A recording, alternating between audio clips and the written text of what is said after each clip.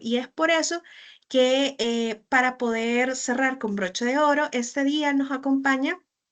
el magíster Darío Echeverría Muñoz con la clase Métodos Alternativos de Solución de Conflictos en Entornos Digitales. Darío es abogado con estudios de posgrado en Derecho Internacional de los Negocios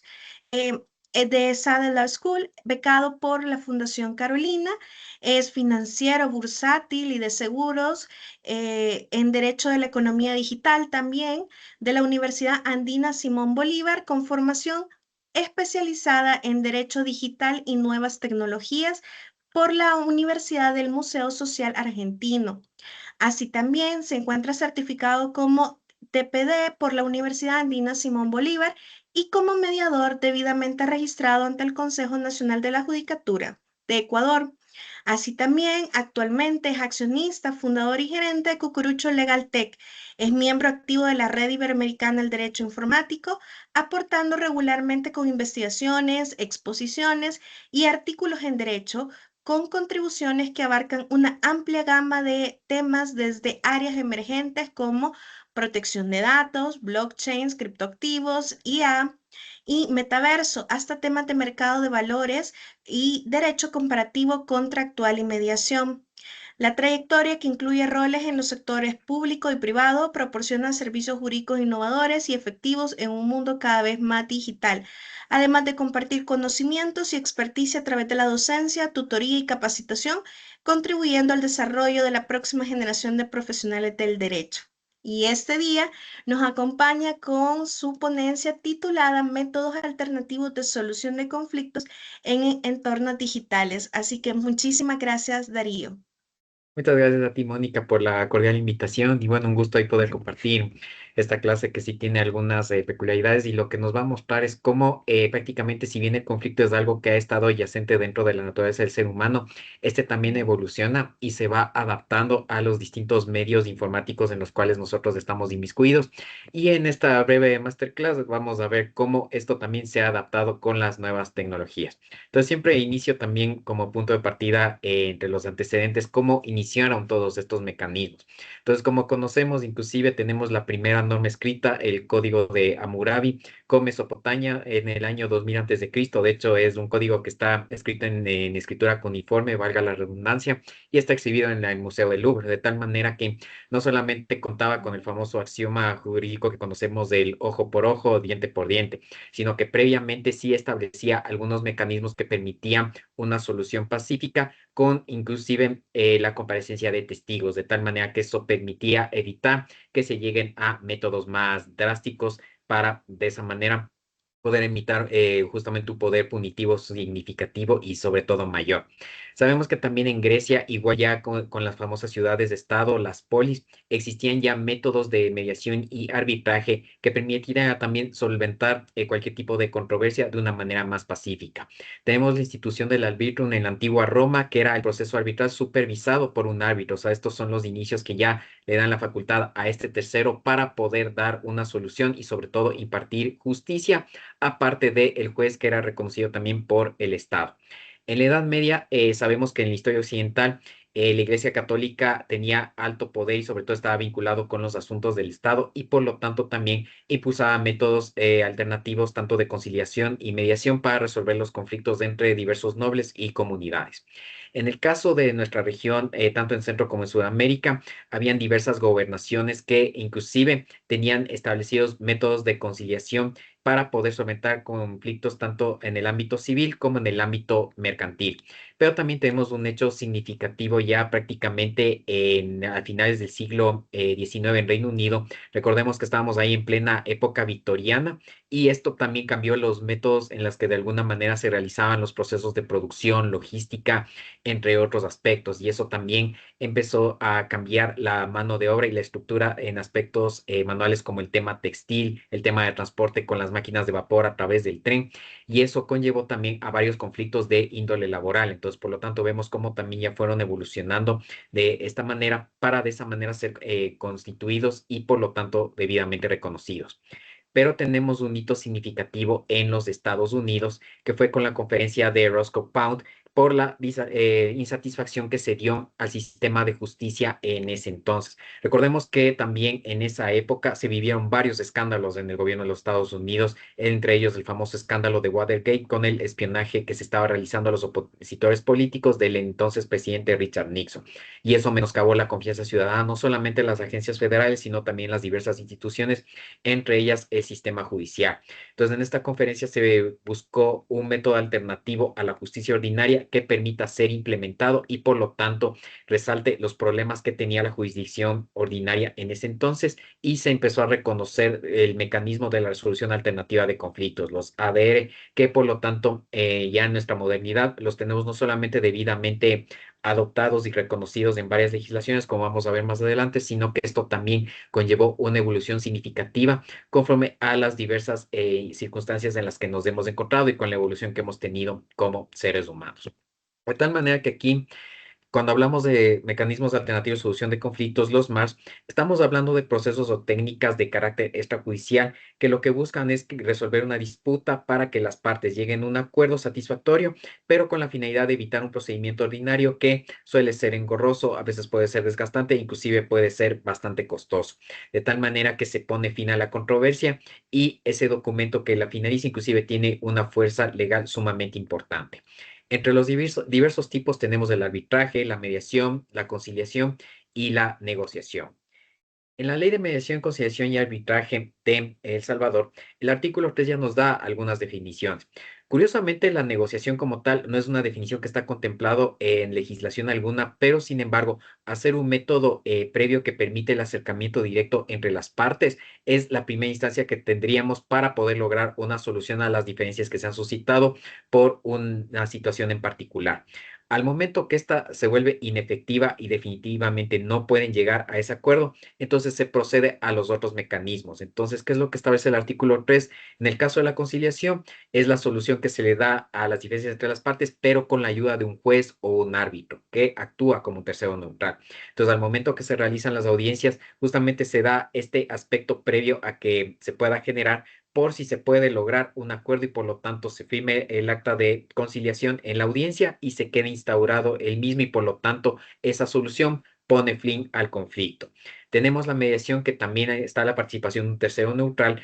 que se le conoce como mediador, pero el mediador como tal es un facilitador. Él no da soluciones y tampoco no propende cómo finalizar el conflicto, sino que ayuda a las partes a que puedan llegar por sí mismas a la solución de la controversia que ha sido suscitada, de tal manera que esto ponga fin al conflicto. Y finalmente tenemos el arbitraje, que igual tenemos un tercero neutral que puede ser un árbitro o tribunal arbitral, pero en este caso ya tenemos un procedimiento de carácter extrajudicial que va a ser resuelto por este tercero y aquí sí hay un poder de decisión, de tal manera que dicha decisión, que en algunas jurisdicciones es de carácter inapelable, salvo casos de nulidad, esto permite poner fin a la controversia. De tal manera que inclusive, remitiéndonos en el caso ecuatoriano, que es donde provengo, está ya prácticamente reconocido desde la Constitución del 2008 expedida en la ciudad de Montecristi, que como vemos se reconoce tanto al arbitraje y a la mediación y otros procedimientos alternativos de solución de conflictos con sujeción a la ley, pero hay un aspecto importante que se debe ser ejecutados por materias en las que por su naturaleza se pueda transigir. Entonces, aquello que permita una transagibilidad automáticamente permite que se realice por estos procedimientos. Caso contrario, se acude por la justicia ordinaria. Una materia que no es transigible en el caso ecuatoriano son las cuestiones ya de carácter penal, porque estamos hablando de delitos que inclusive tienen ya connotaciones distintas y por lo tanto eso no puede ser susceptible de mediación o que sea resuelto por un tribunal arbitral.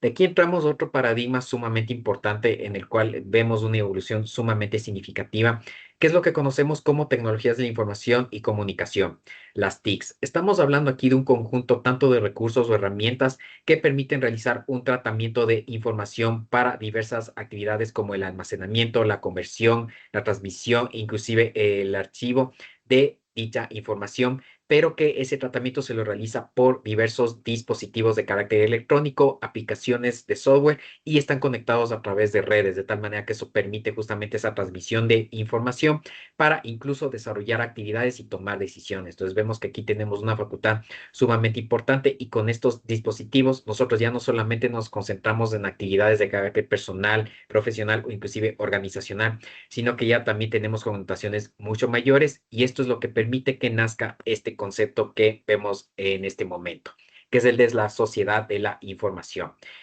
Su concepción data desde 1970, pero su popularidad surgió a partir de 1990, porque aquí ya no estamos hablando del uso de tecnologías de la información y la comunicación para transmitir y que existe un tratamiento de datos, sino que aquí ya estamos hablando de un nivel macro que permite crear, distribuir, inclusive manipular dicha información que ya puede tener connotaciones en contextos de carácter cultural, político, económico, sociológico, histórico e inclusive jurídico. De tal manera que aquí las TICs ya no solamente son herramientas, sino que aquí juegan un papel fundamental dentro de la economía de diversos estados, porque prácticamente el conocimiento y la información se vuelven insumos que brindan poder. De tal manera que elementos como prácticamente los recursos naturales como el petróleo, el oro, la plata, si bien siguen siendo importantes, de todas maneras pasaron a segundo plano porque la información es prácticamente el elemento significativo que tenemos en la actualidad y permite no solamente tomar decisiones, sino emplear en diversas estrategias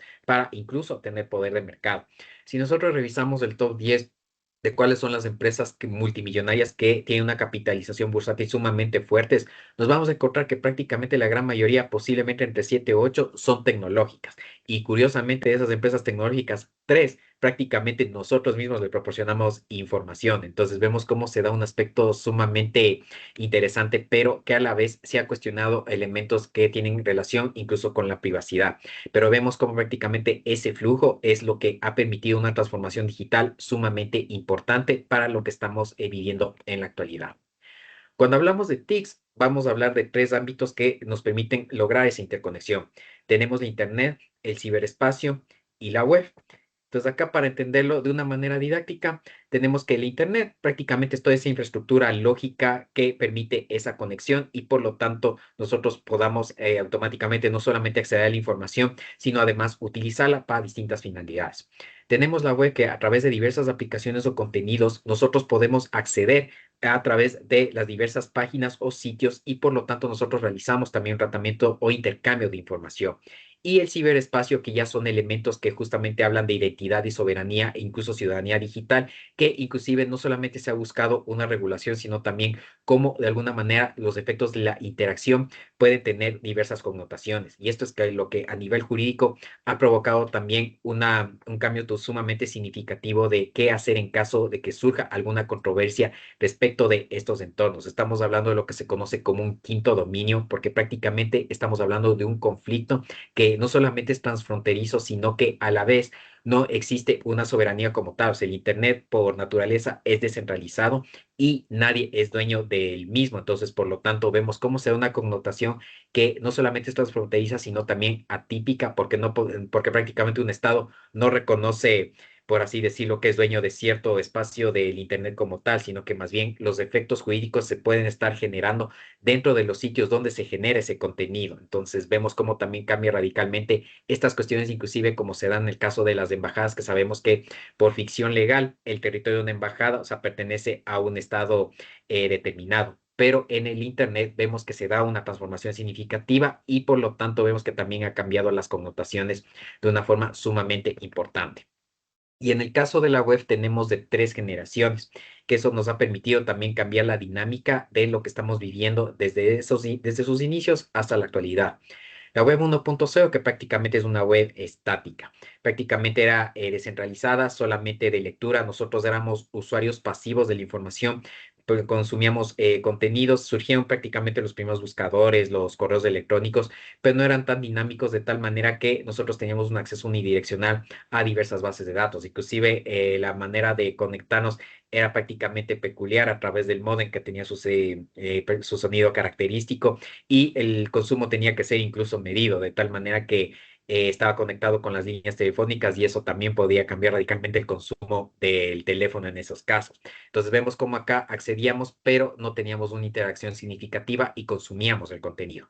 Pero ya a raíz del año 2000, cuando surge la tercera revolución industrial, que es la del Internet, y con los avances significativos, empiezan a aparecer las primeras páginas de redes sociales, los foros, los wikis también como se los conoce, y también la primera aplicación de streaming que es YouTube, de tal manera que eso cambió significativamente la interacción y el usuario se convierte ya en un agente activo. De tal manera que aquí ya se da un intercambio no solamente de información, sino también un tratamiento y se transforman diversos contenidos, como el caso de los libros electrónicos. Surge ya también todas estas conversaciones, la transmisión de audios, videos, entre otros elementos, y empiezan a aparecer los contenidos digitalizados. Entonces se da un cambio de paradigma sumamente significativo, no solamente en la interacción, sino también en las relaciones que se dan entre nuestros semejantes. Y actualmente estamos en lo que se conoce como la web 3.0, que es una web semántica, que ya no solamente vincula todos estos elementos que nos dan esa actividad y dinamismo, sino que ya están surgiendo aplicaciones que justamente lo que buscan es tratar de proteger la privacidad, y aparecen también las aplicaciones descentralizadas que tienen relación con la cadena de bloques o blockchain, y actualmente ya se están incorporando elementos de inteligencia artificial. Entonces vemos que aquí ya se está dando un proceso de automatización de la web, de tal manera que eso también está cambiando el paradigma, que así como está creando aspectos relevantes con respecto a la privacidad, también hay varios cuestionamientos del tema de perfilamiento, seguimiento, entre otros elementos, pero vemos cómo esa interacción también ha evolucionado de una manera significativa. Más adelante vamos a ver por qué esto también es importante. Los usos de la web son diversos, empezando por el comercio electrónico, tenemos la interacción en redes sociales o comunidades virtuales, la mensajería instantánea a través de diversas aplicaciones, los correos electrónicos que aún siguen siendo sumamente importantes, y también el ámbito de los videojuegos con relación a los deportes electrónicos o esports se ha vuelto también sumamente importante. Y eso también a la larga ha derivado en la connotación y generación de diversas controversias, y vamos a ver cómo esto de los cambios tecnológicos ha transformado también los métodos alternativos de solución de conflictos. De tal manera que nuestro punto de partida, como vemos en pantalla, es el comercio electrónico, que surgió a partir de la década de los 90, cuando el Internet estaba entrando en auge, de tal manera que empezaron a aparecer las primeras plataformas de comercio electrónico que permitían el poder realizar justamente una transacción de algunos productos y posteriormente servicios sin necesidad de movernos desde nuestra ubicación. De tal manera que esto cambió de una manera significativa, no solamente la transacción para obtener un producto o un servicio, sino también las cuestiones logísticas, el tema de la territorialidad, entre otros elementos. De tal manera que incluso cuando vemos y analizamos significativamente, a veces un producto puede no tener la conformidad completa y pudo haber sucedido algo, ya sea que el traslado derivó en algún daño o fue prácticamente enviado el producto que no era el que había sido escogido o simplemente no llegó. Y eso también provocaba conflictos, de tal manera que aquí las mismas plataformas tuvieron que establecer mecanismos que permitan solucionar la controversia para evitar una cuestión ordinaria que podía ser sumamente engorrosa. Si nos centramos prácticamente en el origen, que fue en Estados Unidos, de un estado a otro prácticamente la legislación es distinta y por lo tanto tendría connotaciones diferentes por las cuestiones federales. Entonces se buscó justamente que las propias plataformas implementen mecanismos en primera instancia que permite un proceso de negociación entre las partes. De manera que vemos cómo esto permitió que la fusión de las tecnologías de la información y comunicación con los métodos alternativos de solución de conflictos den lugar a lo que se conoce como la solución de controversias en línea, los Online Dispute Resolutions, ODR. De tal manera que con el uso y facilitación de las tecnologías de información y comunicación, permitía el resolver una controversia desde la negociación hasta el arbitraje. De tal manera que no requería una coincidencia temporal, se daba justamente un aspecto sumamente importante con el tema de la economía y tenía un alcance global significativo. Una de las primeras aplicaciones que surgió para estos elementos es lo que se conoce como CyberSed, el arreglo cibernético, que lo que buscaba era llegar a un acuerdo entre las partes para cuestiones de seguros o de daños y perjuicios. De tal manera que entraban en este sitio web, ponían sus datos personales y explicaban el motivo de la controversia. De tal manera que existía una ronda de 3 fases en las cuales tanto el perjudicado estaba poniendo el valor que estaba dispuesto a recibir como indemnización y la persona, su contraparte, ponía el valor que estaba dispuesto en cambio a cancelar. De tal manera que la postulación era ciega entre pares, de tal manera que se daban estas tres ofertas. Y si es que se daba una coincidencia entre las mismas, automáticamente se daba fin a la controversia. Entonces vemos acá en la imagen que existen tres rondas de 13.000, 14.000 y 15.000. Y resulta que si la consecuencia está dentro de la ronda 2, automáticamente se daba por terminada la controversia, se sentaba la razón correspondiente y por lo tanto se procedía al pago respectivo del seguro o de la indemnización. Pero si es que no había una coincidencia entre los valores que habían sido estipulados, entonces igual se sentaba la razón de que había imposibilidad y por lo tanto tenían que someterse a justicia ordinaria. Pero sin embargo fueron de los primeros aplicaciones y elementos significativos que permitieron el poder resolver un conflicto en instancias utilizando justamente las aplicaciones web como corresponde. Otro de los aspectos que fueron implementados, y eso gracias a Colin Rule, que fue uno de los precursores también de las aplicaciones ODR, que trabajó inclusive no solamente en eBay, sino también en PayPal desde el 2003 hasta el 2011, que permitió justamente establecer mecanismos que permitan que estos puedan ser escalonados, partiendo desde la negociación, luego desde la mediación y finalmente el arbitraje, de tal manera que habían logrado resolver en ese entonces alrededor de 60 millones de controversias. Entonces vemos cómo también se dio justamente ese aspecto transformativo, pero significativo para poder llegar a esa conclusión que es sumamente importante. En el caso del modelo de eBay existía justamente un jurado con respecto de las calificaciones, porque sabemos que cuando se hace una transacción también se califica tanto al comerciante, pero nosotros como usuarios también somos calificados. Entonces, cuando un comerciante, en este caso, recibió una calificación negativa y eso tenía como connotación que le suspendan el uso de la plataforma, podía apelar esa decisión, de tal manera que tenía que justificar exactamente cuál era el motivo, qué pruebas tenía a su favor para evitar esa cancelación o esa suspensión, y existía un nombramiento de un jurado, que era el voto por pares, que prácticamente era designado por la misma plataforma y era analizada justamente para poder dar fin a la situación. Entonces, si consideraban pertinentes los argumentos del comerciante, entonces la decisión final se emitía una resolución por consenso y por lo tanto le reactivaban la cuenta. Pero si los argumentos eran insuficientes, entonces automáticamente era suspendido por un tiempo determinado o podía ser cancelado inclusive o baneado como se lo conoce. Entonces vemos que también estos mecanismos ya habían sido implementados y por esa razón también los aspectos de calificación son sumamente importantes que lo tenemos hasta el día de hoy. De tal manera que si utilizamos cualquier aplicación, por ejemplo, un tema de Uber para transporte o para solicitar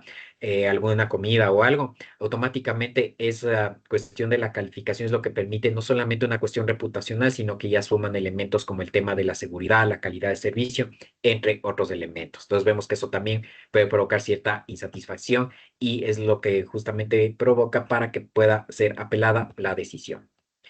Entonces, cuando hablamos justamente de la solución de controversias en línea, sabemos que los métodos tradicionales requieren presencia física y por lo tanto hay interacción entre las partes de una manera directa con un tercero neutral, que es este facilitador que puede ser el mediador o el árbitro o tribunal arbitral.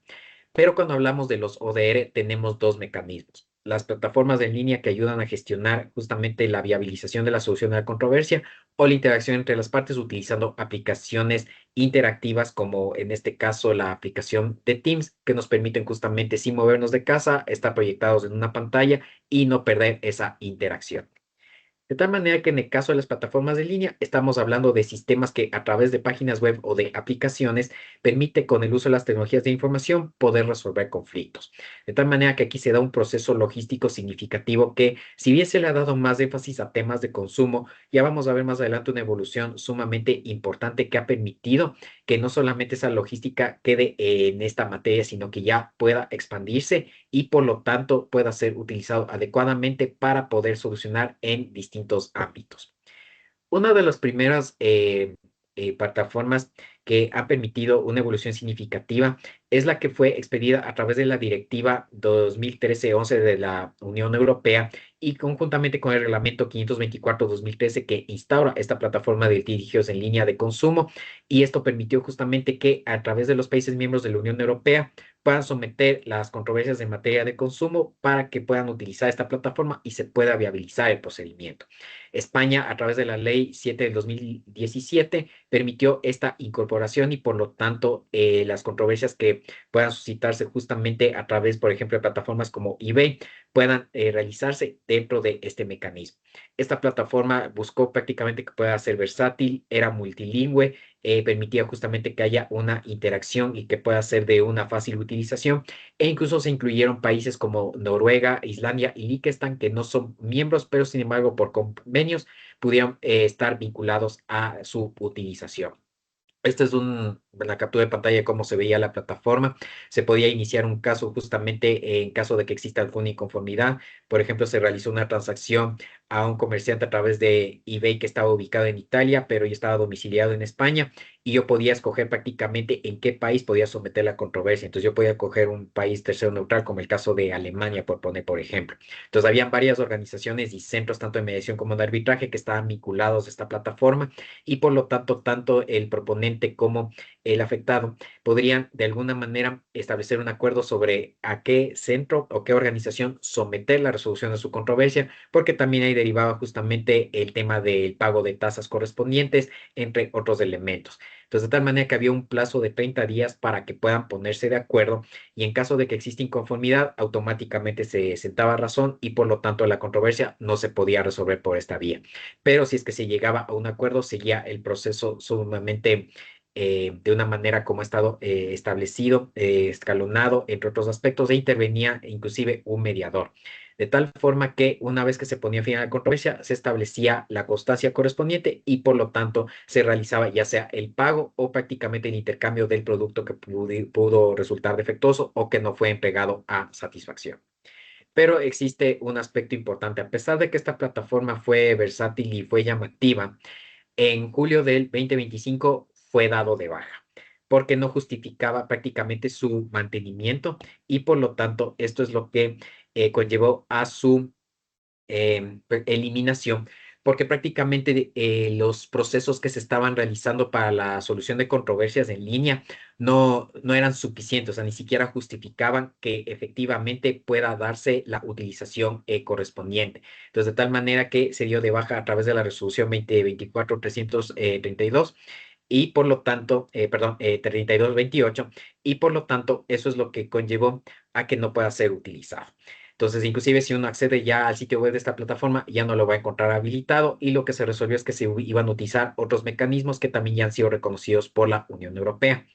¿Cuáles son esos otros mecanismos? Tenemos el reglamento P2P, como le llaman, que es justamente de los proveedores profesionales, que fue expedido en el 2019. Entonces, el ámbito es prácticamente de las plataformas y los vendedores profesionales que justamente buscaban comercializar sus servicios. Tenían como mecanismo mediadores especializados y también el procedimiento de arbitraje. Y tenemos la Ley de Servicios Digitales, la DSA, expedida en el 2022, que aplica más bien a todos los usuarios sin excepción, de tal manera que esto permitía que se puedan moderar focos tanto de contenidos, transparencia algorítmica y la protección al usuario consumidor.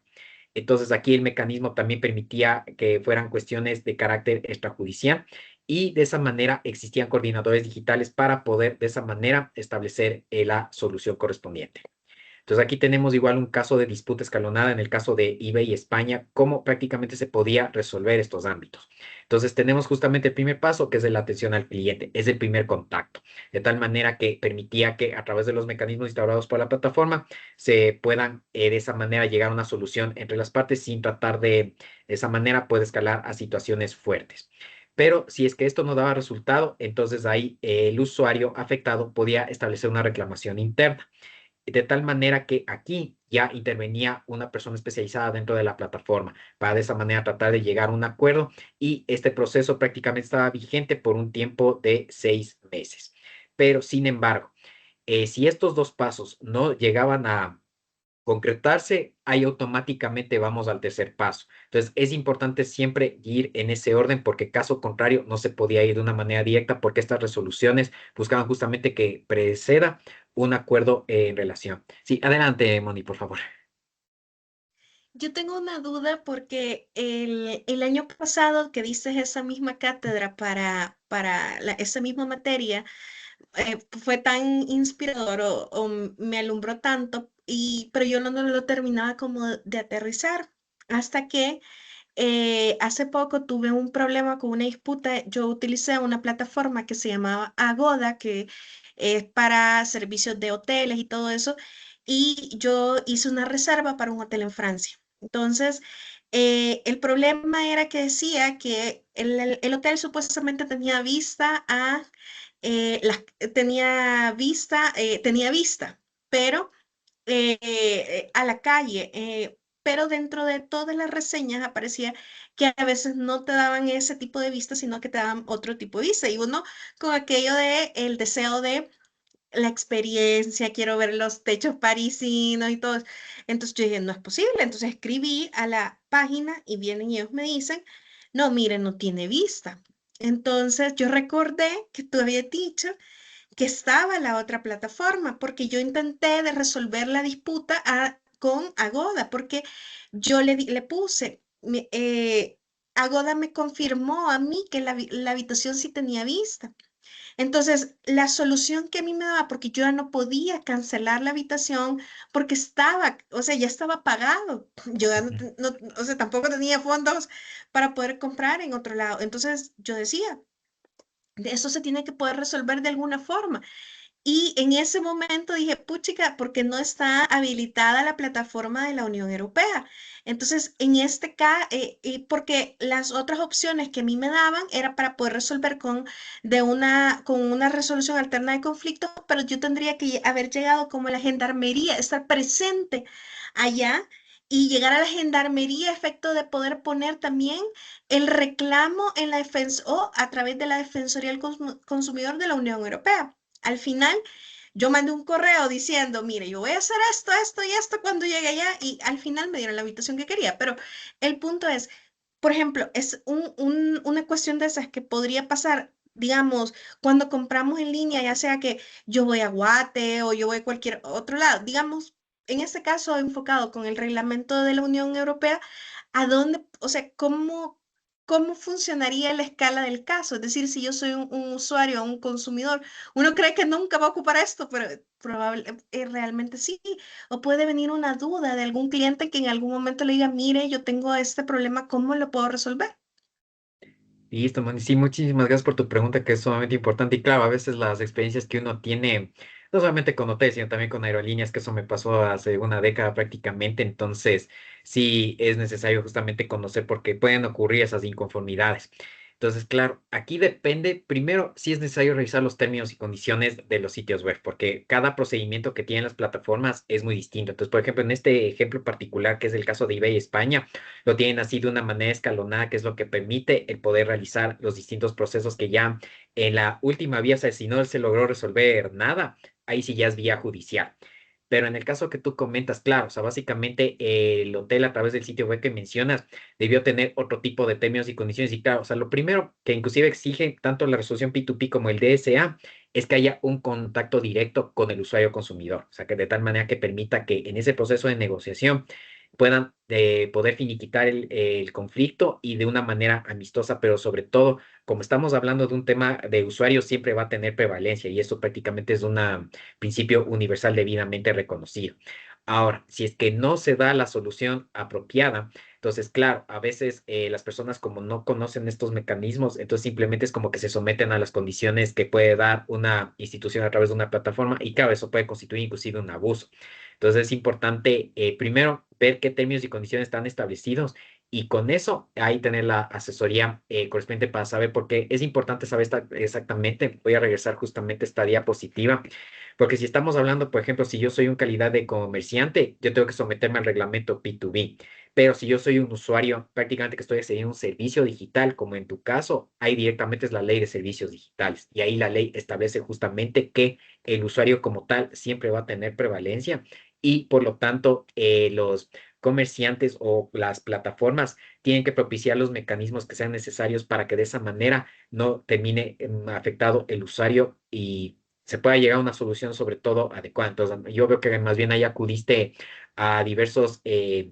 mecanismos que a la larga, o sea, el hotel tuvo que prácticamente someterse porque ahí las sanciones sí son rigurosas. Entonces, por diversas experiencias que se han suscitado, entonces a los comerciantes, a los hoteles no les conviene, primero, pagar multas y segundo, que se dañe su reputación.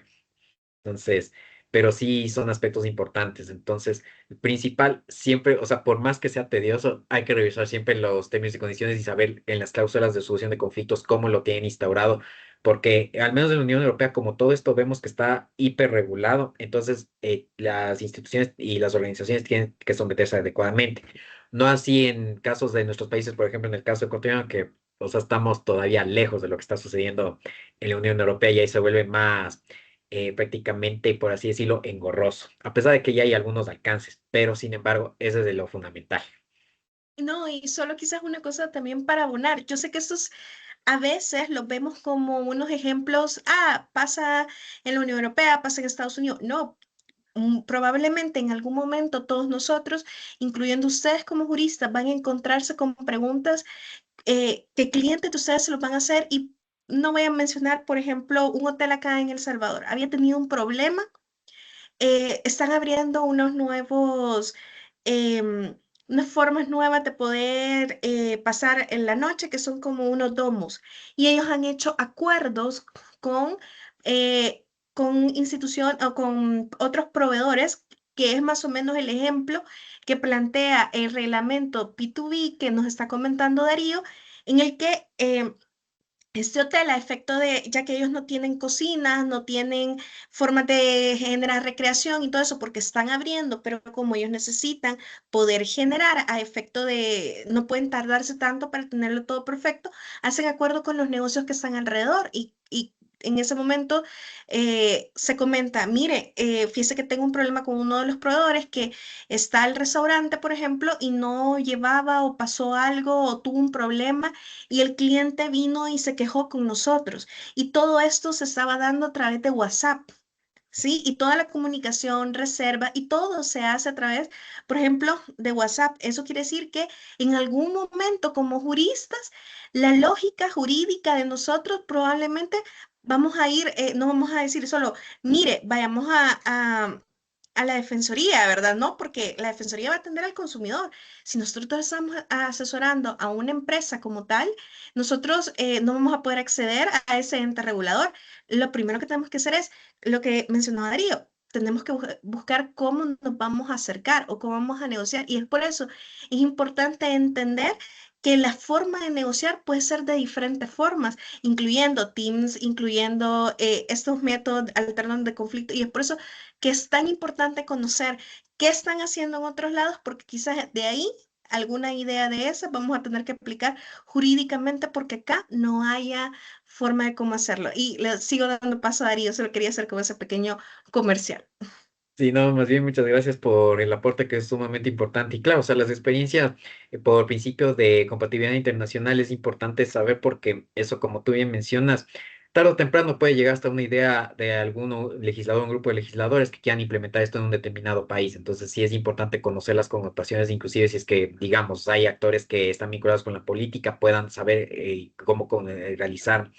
la aplicación correspondiente en cuanto al contexto de un determinado país, porque al menos acá, no sé si sucede allá en El Salvador, pero acá en Ecuador lamentablemente se han acostumbrado a copiar normas, entonces cuando las despiden no tienen un efecto práctico. O sea, recientemente, estás haciéndome de paréntesis, despidieron ya la ley de ciberseguridad, pero al realizar el análisis prácticamente, o sea, sí deja muchos vacíos y muchas cosas que desear, entonces también sí es importante justamente eso para evitar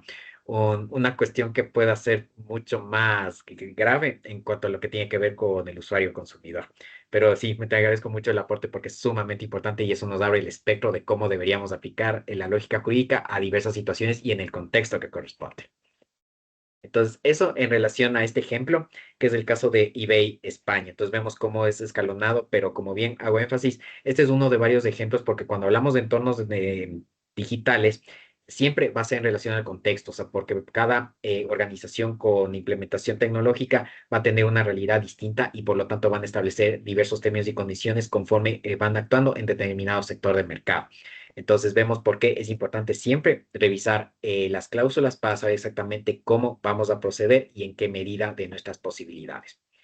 De aquí, un acercamiento que tenemos, esto es una plataforma que se llama Resolución en Línea y esto lo han implementado en Chile, que es similar a lo que vimos en la Unión Europea y también se aplica a temas de consumidor. De tal manera que en esta plataforma hay diversos comercios que están inscritos y si es que hay alguna inconformidad, entonces uno llena un formulario, pone sus datos, va prácticamente inclusive probando con la factura cuál es la inconformidad y le dan inclusive algunas opciones que van justamente desde el intercambio del producto, la devolución del dinero, una compensación adicional, entre otros elementos. Entonces, de tal manera que eso es lo que permite que se resuelva de una manera eficaz y sobre todo que evite una controversia mayor que además para el usuario puede ser sumamente engorroso. Entonces, vemos cómo también ya estas iniciativas están tomando ya fuerza, inclusive en otros países de la región. Pero centrándonos también en Chile, hay un aspecto innovador y significativo, que es lo que sucede con el Centro de Arbitraje y Mediación de la Cámara de Comercio de Santiago de Chile, que han implementado esta plataforma conocido como ICAM Santiago, que es una plataforma ODR que ya va más allá de lo que vimos anteriormente, porque en esta plataforma permite realizar la gestión de procesos de mediación, de arbitraje e incluso de arbitraje internacional. Y tiene una opción que ellos le denominan arbitraje de emergencia. Pero vemos cómo prácticamente esta plataforma ya no solamente recepta solicitudes, sino que además gestiona logísticamente, analiza y permite establecer inclusive los términos, procedimientos y sobre todo analizar la controversia dependiendo de la materia y que pueda ser utilizado incluso a nivel extraterritorial, porque al existir un arbitraje internacional vemos que también ya existe justamente ese mecanismo con el respectivo registro. Entonces eso también es para tanto miembros de la Cámara como personas que quieren justamente realizar la facilitación a través de diversos procesos. Entonces vemos cómo ya prácticamente cuando hablamos de plataformas, no es solamente la gestión documental, sino también ya analizar el proceso, generar un expediente electrónico y eso permita ya tener un número de caso, por así decirlo, y que involucre a las partes y por lo tanto se proceda a una interacción que puede llegar a ser sincrónico con las vías que vamos a ver más adelante, con la interacción de las partes con diversas aplicaciones de videoconferencia. De tal manera que vemos cómo esto tiene justamente un alcance significativo y una evolución sumamente importante que se está adaptando a estos entornos tecnológicos. Y tenemos los mecanismos de línea entre partes, que es justamente la solución que se da, pero con la utilización de plataformas en línea de videoconferencia para que las partes interactúen entre sí, como estamos utilizando aquí la plataforma de Microsoft Teams, que tenemos igual una interacción de pantalla y podemos de alguna manera vernos y sobre todo poder compartir todos estos contenidos, opiniones, entre otros elementos.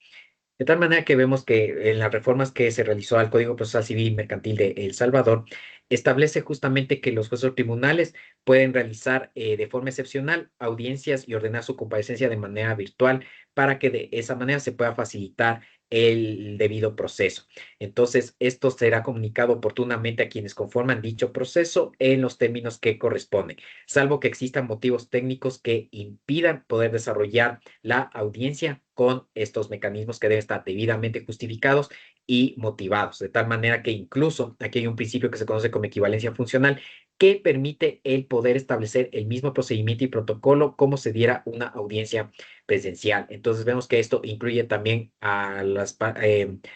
otras partes que no solamente son actores y demandados, sino también la comparecencia de peritos, testigos, intérpretes, entre otros elementos que permitan una adecuada interacción con la utilización de estas herramientas. En el caso de Ecuador, como vimos, el artículo 190 reconoce los métodos alternativos de solución de conflictos, pero también se expidió la Ley Orgánica de Transformación Digital y Audiovisual, que en su artículo 4 establece ya por norma general que las audiencias sean virtuales y más bien por excepción se puedan realizar las audiencias presenciales con la debida justificación. Si bien esto normativamente es algo paradigmático y que justamente buscó que haya un mayor acceso a la justicia. En la práctica, vemos que no se está cumpliendo del todo porque no existen las suficientes licencias a nivel nacional para que de esa manera se puedan realizar las audiencias virtuales, y también hay algunos cuestionamientos que se ha dado justamente al manejo de las herramientas tecnológicas. Entonces eso es lo que ha llevado a que no se dé ese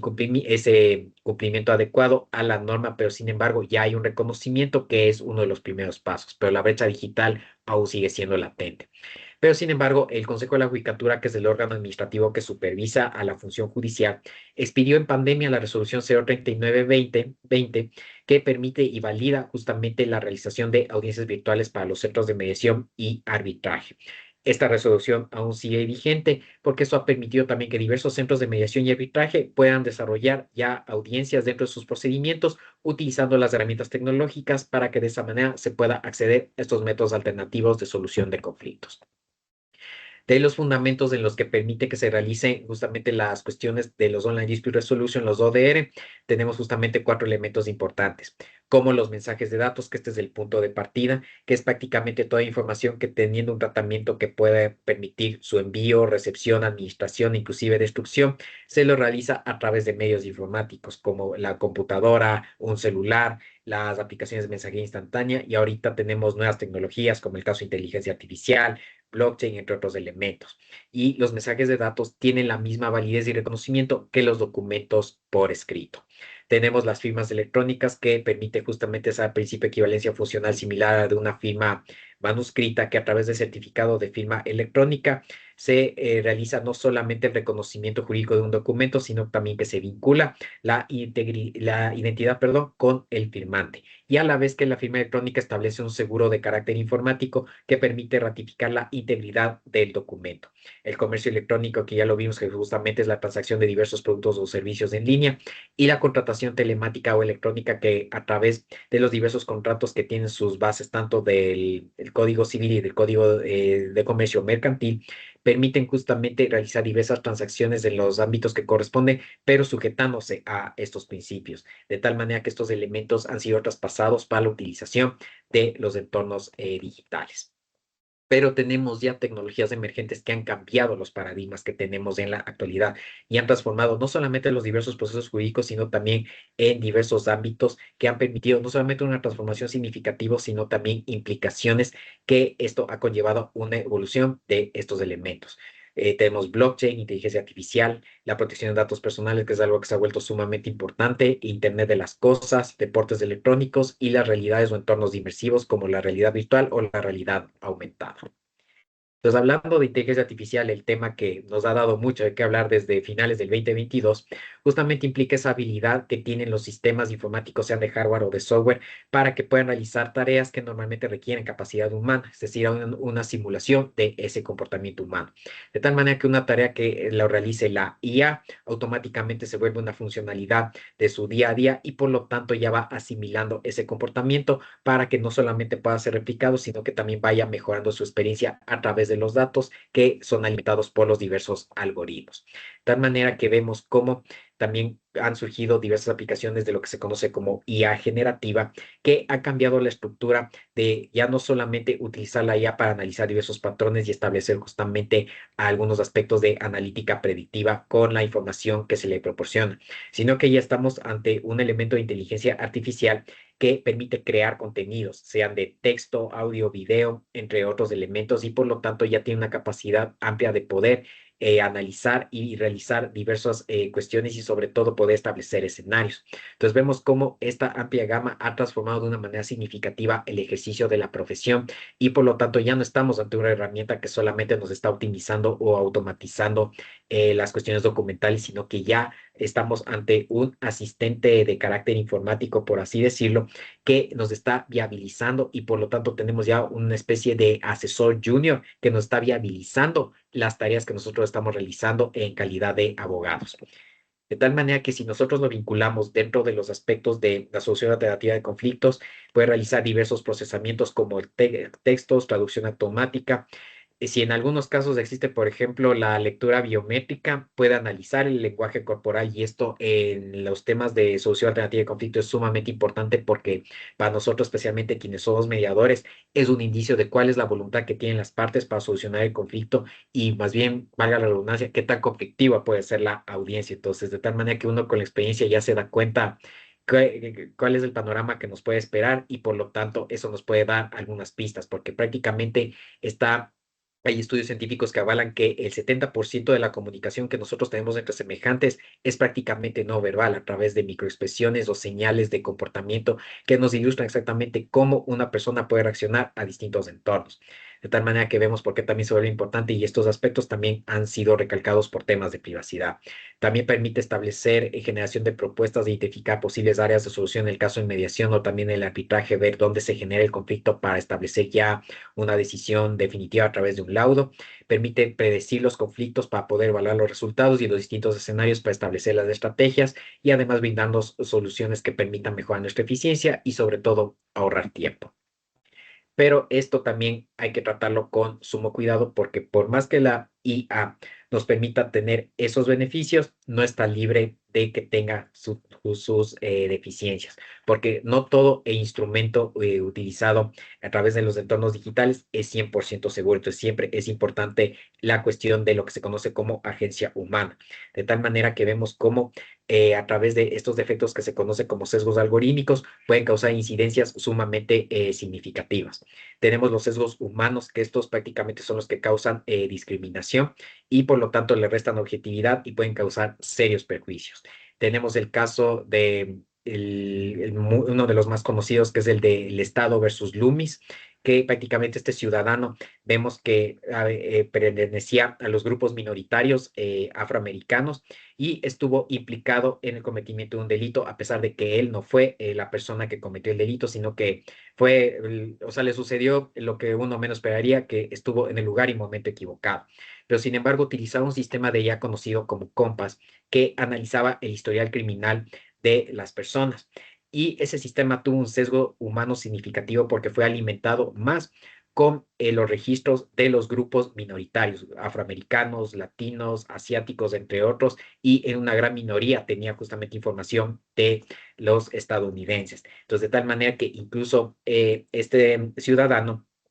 lo habían catalogado como un individuo de alta peligrosidad, a pesar de que no tenía un historial criminal como tal. Entonces, al haberse analizado y realizado una auditoría a este sistema, se comprobó que justamente el sesgo humano racial estaba radicado en el mismo y por lo tanto estaba provocando un perjuicio significativo a las minorías. Entonces vemos cómo prácticamente cuando existen justamente estos sesgos humanos puede alterar significativamente el resultado de la IA. Y tenemos los sesgos propios de la inteligencia artificial, que es lo que se conoce como alucinaciones, que es la generación de información que inicialmente parece que es verdadera, verídica y sobre todo nos permite ser utilizado, pero una vez analizado a profundidad, resulta que contiene errores sumamente significativos e incluso distorsiones de la realidad, que por lo tanto es una información fabricada totalmente por la inteligencia artificial y ya han existido casos sumamente significativos como lo que vemos en pantalla. Este es justamente el sitio de un repositorio de un jurista francés conocido como Damien Charlotin,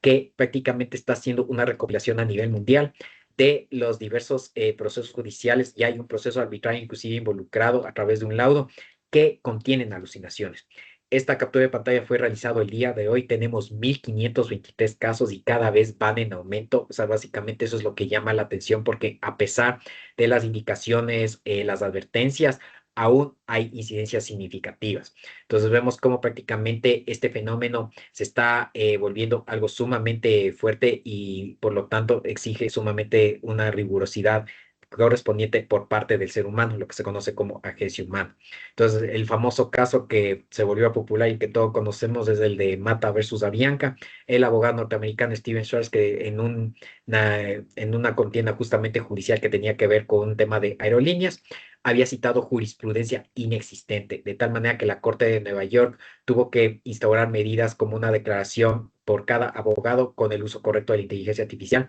Este abogado fue suspendido por un año en el ejercicio de la abogacía y tuvo que pagar prácticamente una multa de $5,000. Y hay varios casos significativos a nivel mundial. O sea, de tal manera que hay diversos cuestionamientos sumamente importantes que incluso en casos sumamente fuertes como la Alta Corte de Reino Unido en Londres, ya estableció que esto tiene las mismas connotaciones que un fraude procesal y están considerando inclusive someter ya a una cuestión de carácter penal el uso indebido de la inteligencia artificial. Entonces, por eso se vuelve sumamente importante el no dejar atrás ese criterio, esa experiencia que nosotros tenemos como seres humanos al utilizar adecuadamente estas herramientas. De ahí otra tecnología que tenemos es la cadena de bloques o blockchain, que constituye una base de datos de carácter descentralizado, como vemos en pantalla, y la información la almacena de una forma ordenada con un sellado de tiempo y de carácter cronológico en estos registros que se conocen como bloques y que tienen justamente esta información, pero con una peculiaridad que es una información que de carácter alfanumérico, tiene técnicas criptográficas que permiten asegurar las transacciones y evitar que éstas puedan duplicarse, falsificarse o alterarse. De tal manera que esto no solamente valida la conformidad, sino también la integridad de dicha información que puede ser consultado a nivel público en las blockchains consideradas como públicas, como el caso de Bitcoin o Ethereum. De tal manera que esta estructura también ha provocado unas connotaciones sumamente significativas, como el caso de los contratos inteligentes, que a través de estos códigos ya tenemos facultades determinísticas que se ejecutan automáticamente y por lo tanto nos van a dar resultados conforme a esas instrucciones impartidas. Esto permite un almacenamiento de documentos no en la manera tradicional, sino más bien, por así decirlo, en un registro distribuido de carácter público que nos permite, inclusive para fines de auditoría, verificar cómo se han realizado los procesos logísticos. En el caso de los procesos alternativos de solución de conflictos, podemos, por equivalencia funcional, realizar ese registro de acuerdos a través de este hash único que no puede ser duplicado y tener incluso actas tokenizadas, de tal manera que vemos cómo esto se ha implementado de una manera significativa. Ejemplos que podemos ver a nivel mundial, tenemos la constitución de la Sociedad de Arbitraje de Blockchain, con sede en España, tiene oficinas también en Portugal y en Singapur, pero también en abril del 2024 abrieron una oficina adicional en Dubái porque este distrito está básicamente interesado en la infraestructura tecnológica y han resuelto procesos de mediación y de arbitraje que tenga que ver justamente con la tecnología blockchain a través de los diversos procesos que incluyen criptoactivos, tokenización, entre otros elementos, de tal manera que ya expidieron inclusive un laudo que tenía que ver con una organización autónoma descentralizada, una DAO, de tal manera que vemos cómo ya se están adaptando y se están creando justamente centros especializados dentro de esta materia. Otro ejemplo que tenemos es China, que tenemos no solamente ya los famosos tribunales de Internet que se encargan justamente de poder resolver controversias en los ámbitos que tienen que ver con activos intangibles, propiedad intelectual y entornos digitales, sino que también ya tiene incorporado la tecnología blockchain, inclusive tiene su propia página para de esa manera tener equivalencia funcional dentro de los procesos judiciales y que puedan ser debidamente reconocidos y sobre todo de consulta pública, a tal punto que incluso en su normativa han establecido que cualquier cuestión que se realice a través de blockchain se entiende que prácticamente es verídica y se da su presunción de legalidad por naturaleza. Entonces vemos cómo se da un alcance sumamente significativo y a pesar de lo que puedan decir del Estado chino que puede ser sumamente restrictivo, cuando se trata de la innovación tecnológica es prácticamente uno de los que busca ser pionero y busca implementar prácticamente todo esto en los entornos correspondientes.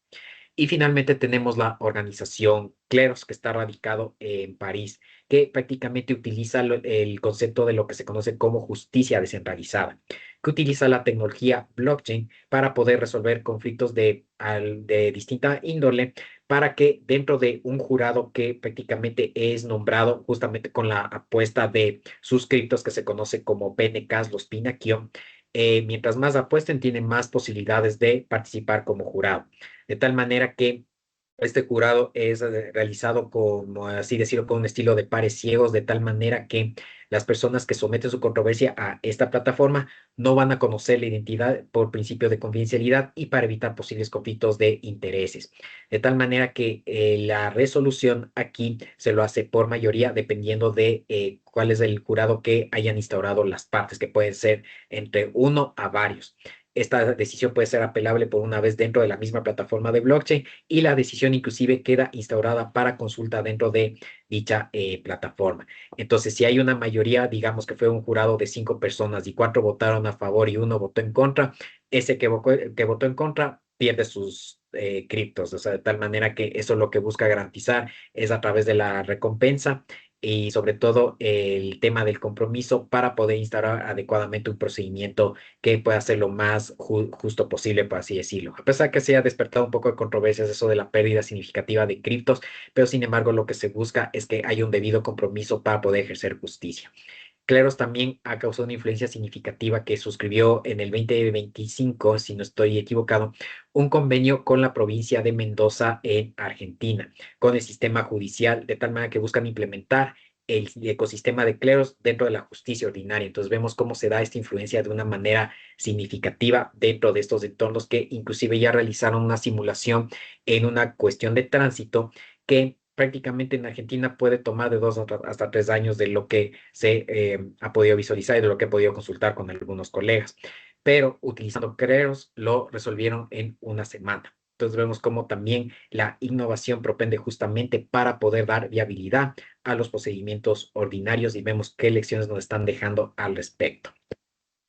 Aquí México es uno de los precursores igual de este concepto de justicia descentralizada. De hecho, justamente un gran amigo y tutor maestro que tenemos como muy en común, Joel Gómez, estuvo justamente presente y es quien le realizó justamente la elaboración de esta norma que reformó la Ley de Solución Alternativa de Conflictos en México y como vemos en pantalla ya tiene diversos conceptos que no solamente tienen relación con la blockchain, sino que ya nos hablan también de sistemas automatizados, el tema de la transparencia algorítmica y vemos que ya el concepto de justicia descentralizada existe y está debidamente reconocido. México hasta ahora es la única legislación que ha reconocido este método de tal manera que lo que se busca no solamente es la innovación, sino que efectivamente se llegue justamente a otras nuevas formas que se adapten a lo que están solicitándose en estos entornos tecnológicos. A pesar de que aún no se ha dado una implementación en México como se esperaría, pero ya se da un reconocimiento sumamente significativo que tuvo la participación de Joel y de Cleros, de tal manera que la norma como tal tiene los lineamientos base necesarios para que se pueda instaurar la justicia descentralizada. Esto es justamente lo que les mencionaba anteriormente, el acuerdo que fue con la Corte Suprema de Justicia de Mendoza, que lo que busca es implementar el ecosistema Cleros para aprobarlo en la justicia ordinaria y que de esa manera pueda servir como un mecanismo sumamente significativo.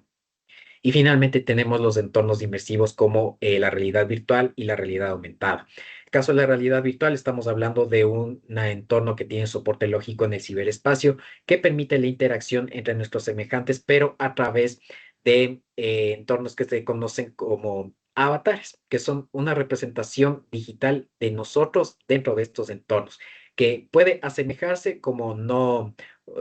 tanto, porque también hay algunos metaversos en los que uno puede ponerse algún skin, por así decirlo, tipo videojuegos, pero depende también igual de los protocolos que se instauren al respecto. Entonces, metaversos existen varios. Claro que se popularizó este término gracias a Mark Zuckerberg en la pandemia, pero el origen de la palabra como tal se da de una obra que se conoce como Snow Crash, que nos habla de un futuro distópico y ahí menciona por primera vez este entorno del metaverso que tiene las características justamente de simulación en estos entornos con soporte en el ciberespacio, de tal manera que puede ser un reflejo del mismo mundo físico o en algunos casos puede no tener sus limitaciones, que puede parecer como que estamos interactuando en una especie de videojuego, pero también ya tiene diversas características que ha permitido transacciones a nivel comercial.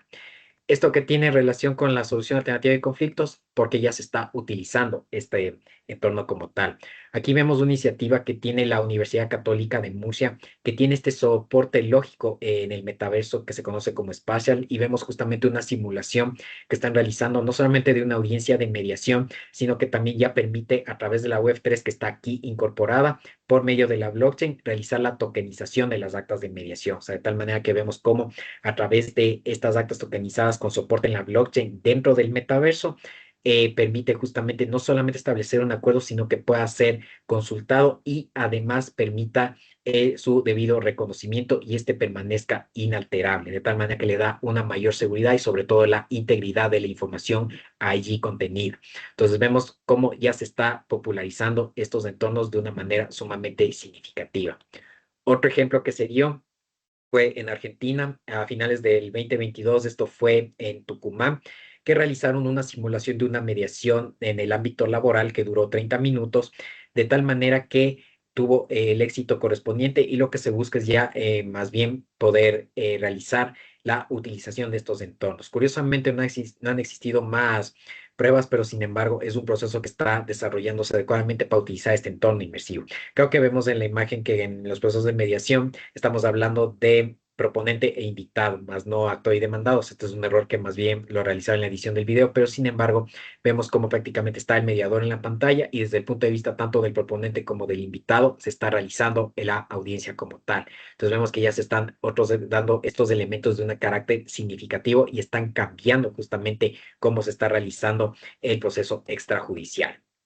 Y tenemos los entornos de realidad aumentada, que a diferencia del anterior, nosotros utilizamos dispositivos periféricos, pero nosotros los utilizamos en el mundo físico y nos permite interactuar de una manera significativa y son adaptables, de tal manera que vemos que esa interacción es lo que nos permite tener diversas funcionalidades. Como vemos en pantalla, vemos estas gafas, justamente que ya no se necesita un televisor porque automáticamente está generando una especie de holograma, por así decirlo, que nosotros lo visualizamos y automáticamente podemos acceder a distintos contenidos. Tenemos otros dispositivos como una palanca que nos permite igual poder realizar la interacción y esto se da inclusive para temas de simulación que van más allá de los videojuegos. De hecho, tanto en Chile como en Estados Unidos, especialmente en la Corte de Miami, están utilizando ya estos dispositivos periféricos para alimentarnos con la escena de un crimen para que tanto juez como jurado se puedan conectar y por lo tanto tengan un punto de vista más objetivo de cómo se desarrolló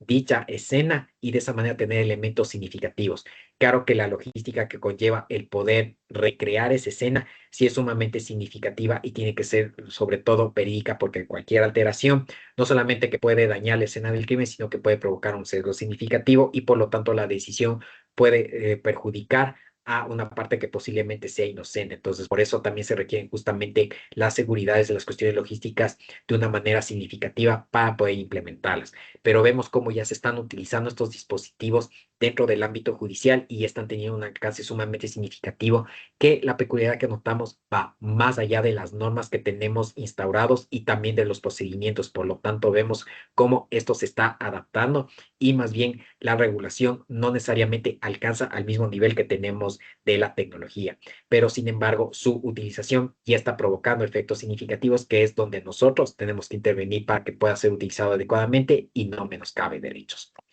¿Qué oportunidades existen? Se puede democratizar el acceso a la justicia, o sea, de tal manera que ya vimos los diversos métodos y con las respectivas seguridades para que de esa manera tenga un alcance significativo. Permite reducir prácticamente los tiempos, de tal manera que incluso en las cargas procesales se puede descongestionar el sistema de justicia ordinaria y va a permitir una solución adecuada. Y permite un proceso de trazabilidad, asistencia virtual y otro tipo de interacciones para que de esa manera exista un alcance significativo. Pero esto no está libre de desafíos. Tenemos todavía la brecha digital y la exclusión tecnológica porque no solamente tenemos un problema con el acceso a estos entornos o estos dispositivos tecnológicos, sino que también requiere un conocimiento en su uso, la administración y la gestión correspondiente, de tal manera que sí es importante la conciencia digital para que de esa manera puedan ser utilizados adecuadamente y no menoscaben derechos. El tema de la privacidad y la seguridad de la información es sumamente importante porque a la larga pueden haber aspectos que son sumamente sensibles como el caso de familia, niñez y adolescencia y por lo tanto estamos hablando de datos de menores de edad. Entonces sí es importante también gestionarlos adecuadamente con la debida confidencialidad. Y también los sesgos algorítmicos que se pueden provocar en el caso de la IA o también la indebida utilización que puede más bien generar una información que no pueda ser del todo real, como la reproducción de lo que les mencioné anteriormente, es escena del crimen y puede provocar más bien efectos contraproducentes. Entonces sí es importante también que siga la connotación y el avance de una manera significativa y en equivalencia que nos permita aplicarlos de una manera responsable, pero sobre todo el poder cumplir con esa finalidad que es la justicia. Y bueno, de mi parte es lo que les puedo compartir al respecto. Más bien les agradezco mucho este espacio que es sumamente importante para poder compartir estas tendencias actuales que estamos viviendo y más bien estoy abierto a cualquier pregunta o comentario. No sé si tienen alguna consulta o alguna duda, pero muchísimas gracias, Darío, por acompañarnos nuevamente. Cada vez que tú cierras el ciclo con este tema,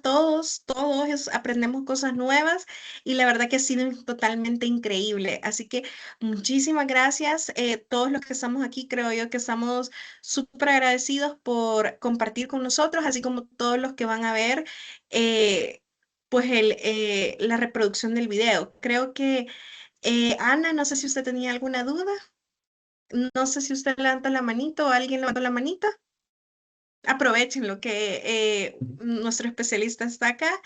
Y también como un bonus especial para que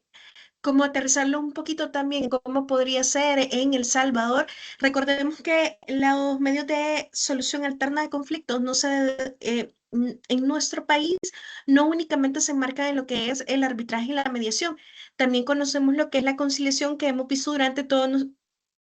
nuestro material, tanto de unidad de aprendizaje 4 como en la unidad de aprendizaje 5. Dentro de esta encontramos lo que es la conciliación intraprocesal, que es la que se da dentro del proceso, cuando usted se está ejecutando dentro de la audiencia, antes de instaurar la audiencia preparatoria, o mejor dicho, en el desarrollo mismo de la misma, así como también dentro de, nosotros podemos interponer o solicitar una conciliación a nivel de juez de paz en materia civil y mercantil. Y para eso he preparado y ahorita se lo voy a colocar, un enlace, no sé si van a poder entrar, solo aquellos que tienen cuenta de ChatGPT creo que pueden entrar, pero es un simulador de una conciliación, es un agente de simulación de una conciliación que no es intraprocesal, sino extraprocesal, ante un juez de paz y ya tiene cargado un caso. Si ustedes quisieran probar y ver cómo podría ser, eh, pues está inmerso dentro de lo que estamos viendo ahorita, que es la resolución alterna de conflictos de forma digital. Al final de elaborar y de ir llenando, incluso les va a solicitar a ustedes que como juristas vayan colocando argumentos de derecho y al final va a emitir un acta con la información que tiene. Que claro, no tiene todas como cada una de de los requerimientos totales, pero creo que es un buen ejercicio para que ustedes también experimenten desde el punto de vista del mundo digital. Eh, no sé si alguien más tiene alguna duda o quieren hacer otra consulta para Darío.